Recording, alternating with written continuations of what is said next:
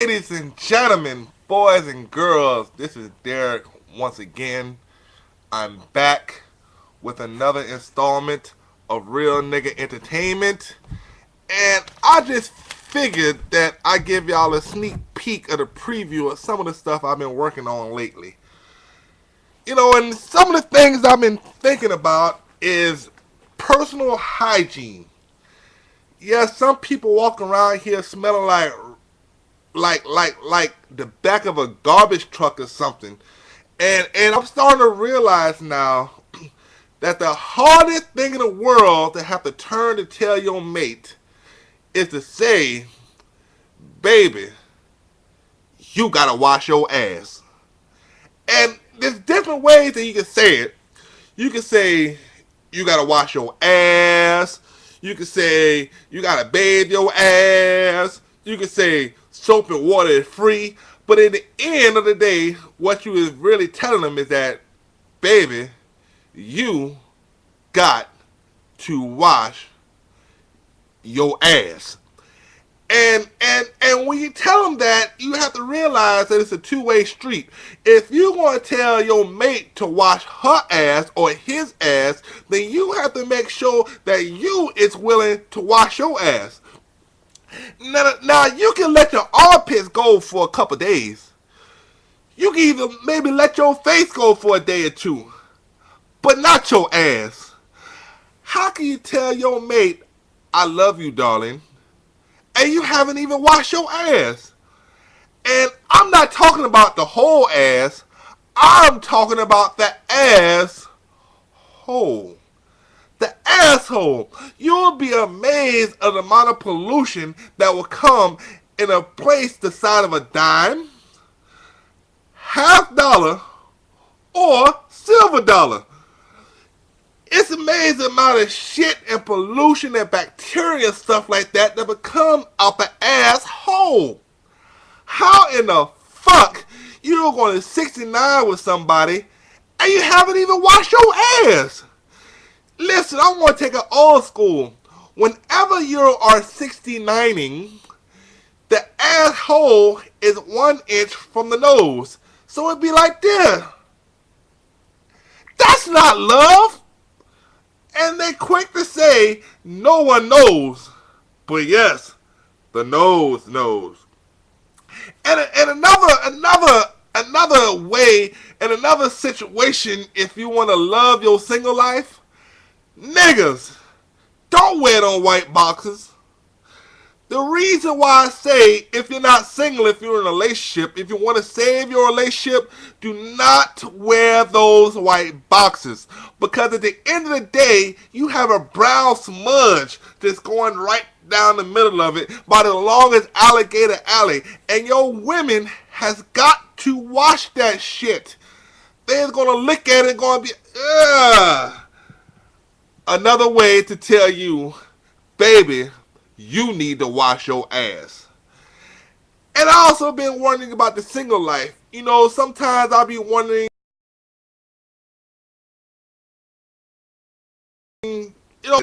white women was the enemy. But my motto is, if you can't beat them good, fuck them. And I am a vet. But they always ask me, if I would have married outside my race and why do sometimes I date outside my race. And I'll look at them and say, asshole, would I marry a duck? It's a woman. It's a member of the human race. You know what I mean? That's why I'm kind of skeptical about that sometimes. And, let me tell y'all something since I already got y'all on here and kind of got y'all avid attention. Let me tell you about a nigga who tried to rob me the other day. That shit was crazy as hell. He ain't have a brick, a pen, a gun, nothing. Only thing he had was his black belt in karate. So he comes up to me with a little yeah, and talking about give it up. I looked at that motherfucker and said, what you got? What you got? He talking about I got a black belt. And I said, motherfucker, you gonna need that black belt to lower your ass in the ground. He had a motherfucking black belt and I had a 38 in the green Gucci. Oh yeah, speaking of big pussy, I know a friend who went to the gynecologist the other day, and she went to him talking about, doctor, you gave me the wrong hormone pills. And the doctor looked at her and said, I've been doing this for 45 years. I have never gave nobody the wrong pill. And she said, but doctor, I'm feeling kind of weak. I'm feeling kind of sick. I'm dizzy. I don't know what's going on. You had to give me the wrong hormone pills. Plus, I got hair growing all over my chest. So he says, hair on your chest. He said, yeah, that's how I know you gave me the wrong hormone pills. He said, well, let's go ahead and diagnose this. He said, the hair on your chest, where's the end at? He said, the hair on my chest go all the way down to my dick, motherfucker. So let me tell you about this first girlfriend I had.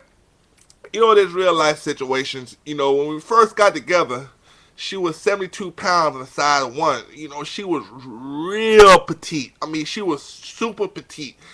She was so petite that I could hold her up and have like a high waiter. And, you know, I could be like, dinner is served. You know what I mean? It was perfect. But years later, this motherfucker gets to 305 pounds. Man, I tell you, this bitch ate everything but me. And you know, that was the cause of one of our first arguments. Only thing I was told, I said, kiss it. It's as clean as my face. Unfortunately, at the time, I was a mechanic, but that's beside the point. You know, and after a while, you know, I stopped speaking to her. I then walked in the house and said, moo, moo. But the bitch ain't take the hint. So one day I climbed on top of her.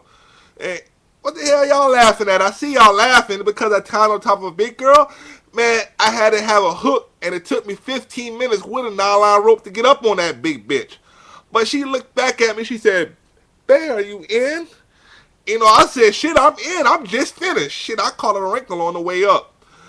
But you know, that was some of the stuff that I've been going through. And plus, a friend told me the other day that she went to the gynecologist. She was like wondering why nobody wanted to be at the club and dance with her. You know, every time she goes to the club, she never got to dance. Nobody wanted to dance with her. Nobody wanted to be next to her. So finally, she went to the gynecologist. The fucking gynecologist said, "Huh, that's interesting. Go ahead and breathe in my face." So she said, breathe in her face and shit like that. And he said, interesting. Now go ahead and bend over.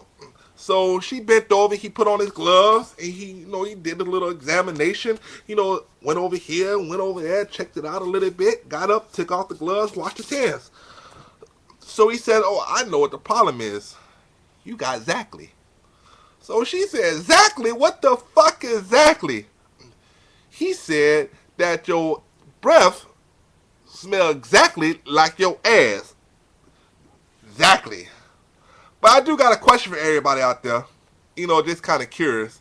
Like, if you don't smoke, what the fuck you do after you fucking? I mean, y'all eat jelly beans or something?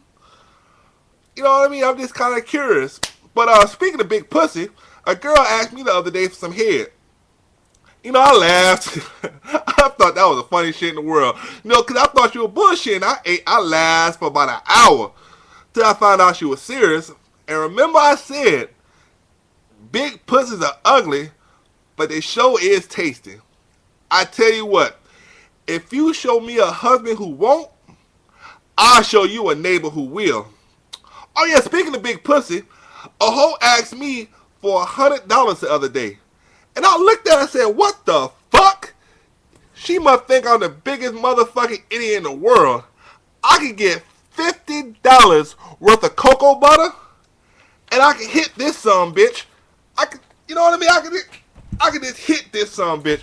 And in the morning when I wake up, I will be happy as hell and one satisfied motherfucker. Plus, I will have $99.50 in my pockets. Niggas, you can't be ashamed to jack off. It's a new world out here. Nobody give a fuck. It's yours, beat it. And listen, niggas, listen carefully. Girls do it all the time. How the fuck you think they can tell you no all the time? They don't need you. You know, I got a movie. It's called Girl Jack Off also.